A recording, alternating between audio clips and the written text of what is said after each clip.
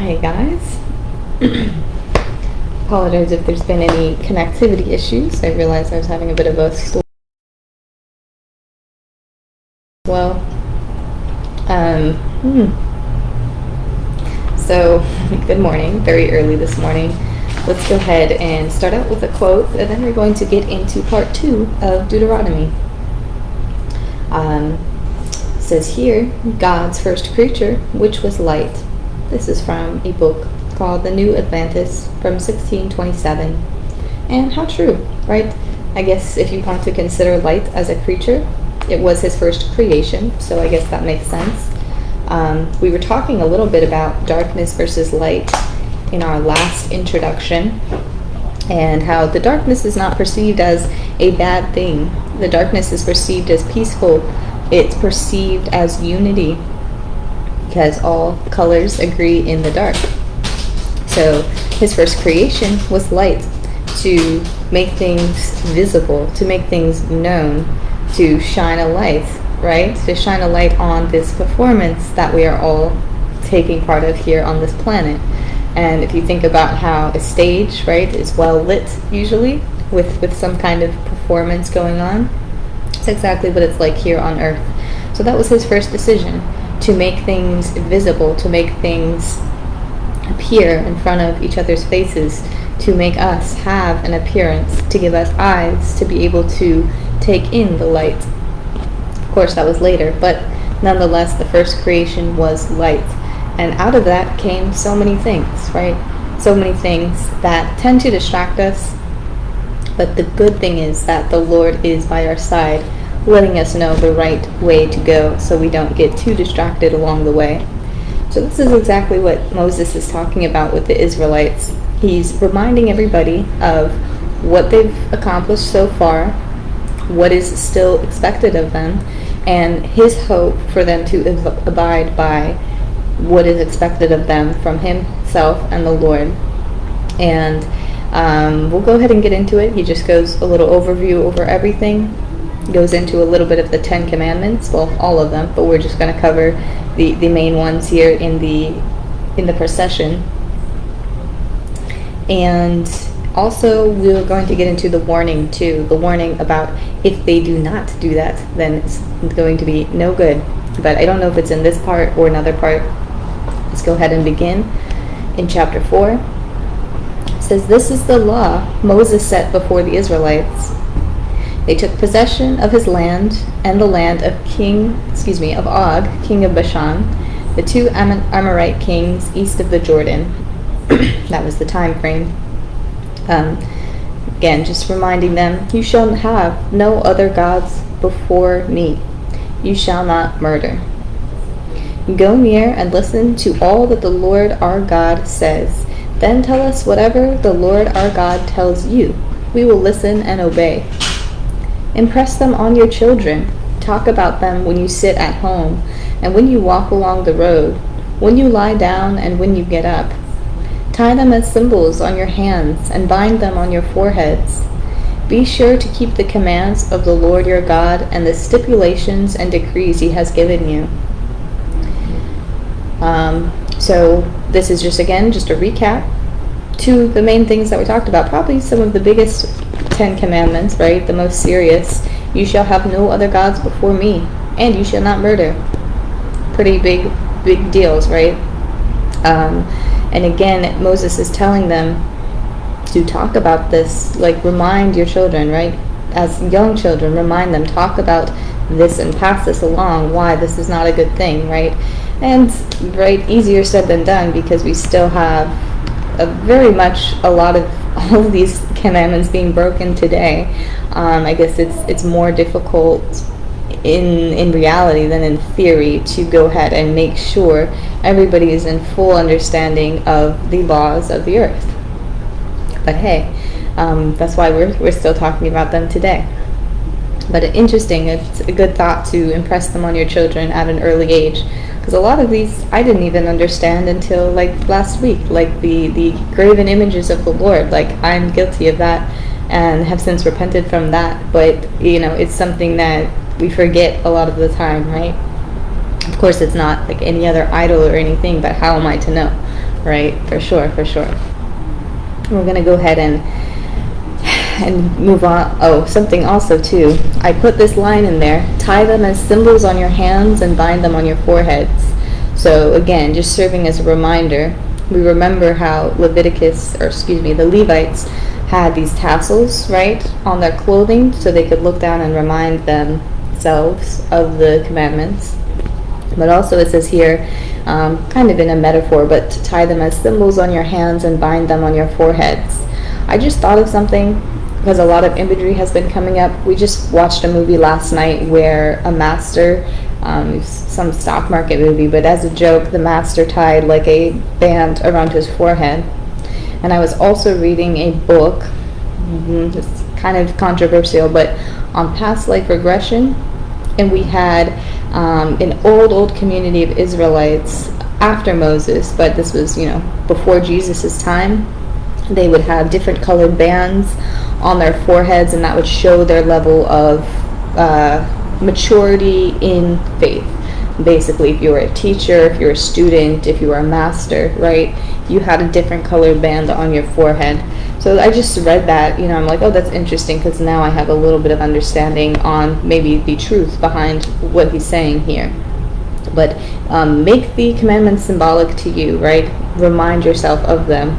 There's not too many to remember, of course, compared to like the 42 laws of Ma'at that kind of came before this. So it's not too many to remember, obviously, but just to, keep in touch with your basic principles is going to put you way in advance of every other little thing that you decide to do. Let's go ahead and move on here. The Lord did not set his affection on you and choose you because you were more numerous than other peoples, for you were the fewest of all peoples. You may say to yourselves, these nations are stronger than we are. How can we drive them out? For the Lord your God is bringing you into a good land, a land with brooks, streams, and deep springs gushing out into the valleys and hills. You may say to yourself, my power and the strength of my hands have produced this wealth for me. But remember the Lord your God, for it is he who gives you the ability to produce wealth, and so confirms his covenant, which he swore to your ancestors as it is today. Remember this, and never forget how you aroused the anger of the Lord your God in the wilderness. From the day you left Egypt until you arrived here, you have been rebellious against the Lord. So a few different snippets in here. Let me just read this one more line. So I took the 2 tablets and threw them out of my hands, breaking them into pieces before your eyes. Remember your servants Abraham, Isaac, and Jacob. Overlook the stubbornness of this people, their wickedness and sin. So this is Moses talking to the Lord after he was so angry. He's like, please just remember the modesty and the humbleness, right, of Abraham, Isaac, and Jacob, and overlook this rebellious people and their wickedness. Their wickedness, not the people, but anyways, again, Moses is just giving them constant reminders, right? Saying to them, you may think this, right? You may have these thoughts that you are, all powerful and independent and on your own and doing this all by yourself, but you just really have to exert a lot of energy in remembering, oh wait, we were not alone this whole time. God has been with us. He's been looking out after us. He's been providing for us. He's been guiding us. So really, even today, right, none of our success is our own. There's mountains, maybe not physical mountains, but maybe, right, there's things that are in our way that are being adjusted and moved in order for us to live a satisfactory and happy life. So just reminding yourself to be thankful for that, because it's very, very important, and that will go a long way on your journey in becoming closer to the Lord. And just, again, that constant reminder is going to just serve you a very, very, very good purpose now and later. So remembering our history, right, we were, I say we, but, so maybe some of you have been there, maybe some of us have not, but rebellious, always rebellious, I think still rebellious, So our ancestors were rebellious, and we're still rebellious. So nothing has really changed too much. But again, it's going back to that remembrance. And we can always make things better. And of course, things can get worse, but it is better to go in that better direction. As I always say, moving forward and taking steps forward, never backwards, right? So even if it's a little like forward and down, you're still moving forward. So let's just remember the Lord in everything that we do. Remember to seek Him. Remember to be thankful to Him. And yes, because He's really the one that made all of this possible. And that's the main part here. He talked about the quote of creation, right? He created light first and then everything else. He's the one that made all of this possible. So as much as we want to blame the situation on Him, no, you yourselves are to blame for anything that's going awry, and then just know when everything is going great, that is due to Him. So, yes, Moses has been angry with them. The Lord has been angry with them, but we're looking to overlook the stubbornness and their wickedness, right? Let's go ahead and continue. It says, the Israelites traveled from the wells of Bene-Jaakan to Mosra. There Aaron died and was buried, and Eleazar his son succeeded him as priest. From there they traveled to Gadoga and Jokbetha, a land with streams of water. For the Lord your God is God of gods and Lord of lords, is the great God, mighty and awesome, who shows no partiality and accepts no bribes. But it was your own eyes that saw all the great things the Lord has done. Be careful, or you will be enticed to turn away and worship other gods and bow down to them.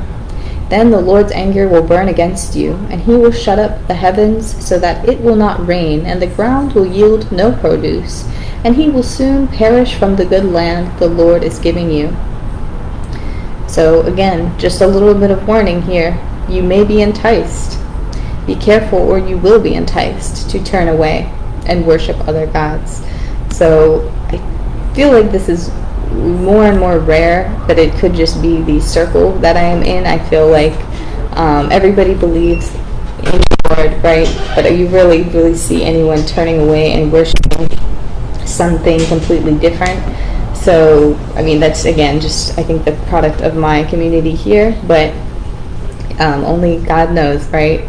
But again, we're acknowledging the presence, and that's all I'm going to say, the presence of other entities, right? The Lord of Lords, right? The Lord of Lords, the God, He is the God of gods. So we're acknowledging that, yes, there is a multiplicity. I don't know if that's the word. There are multiple gods, but they're not present here. They're not, or I did say that, but they're not in charge. We'll keep it at that. They're not in charge. So we have to focus on the one who's in charge. There's no sense in reaching somewhere else, because at the end of the day, there's no say to be had of those entities. But anyways, the blessing if you obey the commands of the Lord your God that I'm giving you today. Goes on to blessings. It says, there in the presence of the Lord your God, you and your family shall eat and shall rejoice in everything you have put your hand to, because the Lord your God has blessed you. So again, it goes back to obeying the commands. It goes back to offering that respect to the Lord, because that is kind of the top one, right? And everything is blessed. Your work is blessed. Your meals are blessed. Everything you put your hand to is blessed. And it seems really simple, right? It seems very, very simple. But you can really get into a lot of different things in staying present with the Lord and staying adherent to what He wants you to do, that sort of thing. It could get a little bit more complex. Not necessarily that it's difficult, but it just switches up your life in a way that you are not used to, right? And that can be different, but in the sense it's much better. So yeah. Wish I could find my words a little bit better. Finding my words. But anyways, it's early and we're done with this section. We're going to go on to section 3 another time. But I hope you guys have a good morning and a good rest of your day. I appreciate you listening, and God bless you. Bye-bye.